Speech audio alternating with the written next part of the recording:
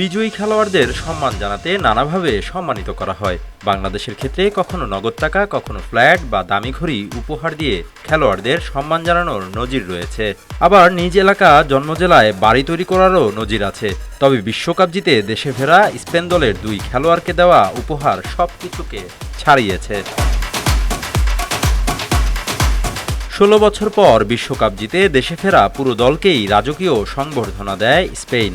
তবে loss Palacios শহরের বাসিন্দা বিশ্বকাপ জয়ী দলের দুই ফুটবলার ফাবিয়ান রুইজ ও পাবলো গাভির জন্য ছিল ব্যতিক্রমী সম্মাননা। তাদের জন্মস্থান লস পালাসিওস শহরের সিটি কাউন্সিল এক সংবর্ধনা অনুষ্ঠানে এই দুই খেলোয়াড়কে ডিজিটাল পাল্লায় মেপে তাদের প্রত্যেকের শরীরের ওজনের সমপরিমাণ টমেটো উপহার দেয়। সেভিল প্রদেশের লস পালাসিওস অঞ্চলের টমেটো পুরো স্পেনের অত্যন্ত সমাদৃত ও বিখ্যাত। সেই শহরের কৃতি সন্তানদের সম্মান জানাতে সমপরিমাণ টমেটো উপহার দেওয়ার এই ঐতিহ্যটি দীর্ঘদিনের এক অনন্য ও জনপ্রিয় রীতি।